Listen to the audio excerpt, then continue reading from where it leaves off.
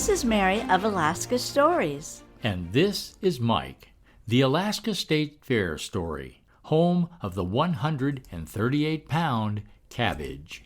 The Alaska State Fair takes place in Palmer, Alaska, located about 43 miles north of Anchorage in the Matanuska Valley. But the Alaska State Fair didn't get its start in Palmer.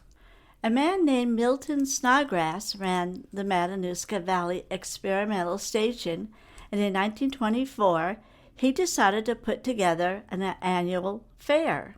His idea was to hold the Western Alaska Fair in Anchorage. At that time, the Knik River Bridge had not yet been constructed, so the only way to get to and from the Matanuska Valley was the Alaska Railroad. The Western Alaska Fair was held from 1924 to 1929. From 1929 until 1936, there was no fair.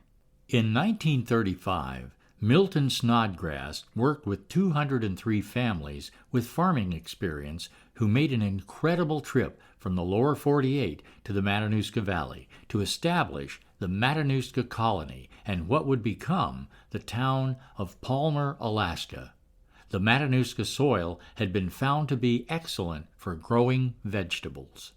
The Grange is described in the dictionary as a farmers' association organized in 1867. The Grange sponsors social activities, community service. The Grange, officially named the National Grange of the Order of Patrons of Husbandry, is a social organization and more in the United States. In 1936, Milton Snodgrass put together the Grange in the Matanuska Valley. One of the goals of the Grange was to plan the first Palmer Fair to replace the fair in Anchorage.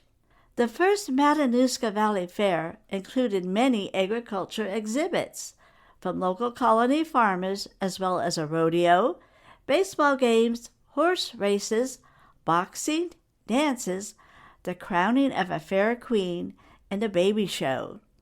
Tickets for the 1936 fair were $1 for adults, and admission for children under 8 was free. Then, in 1936, the Knik River Bridge opened, which meant there were two ways to get to the fair from in and around Anchorage. Fairgoers could take the Alaska Railroad or travel by vehicle. Now, Mary of Alaska Stories and her family rode the train from Anchorage to the fair for over 10 years. Each year, after a day of fun at the fair, they would take the train back to town. Now, on at least 2 occasions, Mary and her family enjoyed the added treat of looking out the window of the train and seeing the northern lights. Of Cabbages and Kings. Yes, I'm being a bit poetic. Of Cabbages and Kings is a 1940s novel by O. Henry.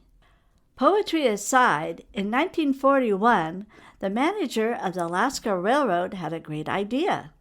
He put up a $25 prize for the largest cabbage displayed at that year's fair. The winning cabbage was grown by Max Sherrod of the Matanuska Valley. His cabbage weighed in at 23 pounds. 71 years later, in 2012, a Palmer farmer named Scott Robb set a record for the world's largest cabbage at the Alaska State Fair. His cabbage was a healthy 138 plus pounds. Now that's a lot of coleslaw. A Tale of Two State Fairs. And yes, I did it again. This time I was being very literary. A Tale of Two Cities is an 1859 novel by Charles Dickens. Our tale is slightly different. In 1956, there was an official decision to alternate the Alaska State Fair between 2 cities, the Palmer Fair and the Tanana Valley Fair in Fairbanks.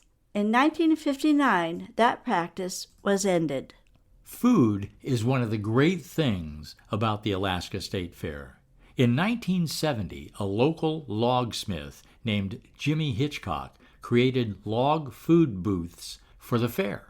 Then in 1975, it was decided that buildings from the early days of Palmer would be moved to the fairgrounds. All these years later, Milton Snodgrass would be proud that his idea for a yearly fair is still going strong from late August to early September in the Matanuska Valley, and that the Alaska State Fair is now considered one of the best fairs in the United States. Do you have a recipe for making coleslaw from a 138-pound cabbage? Wow! Did you enjoy this look at the history of the Alaska State Fair? Until next time, Mike and Mary, Alaska Stories.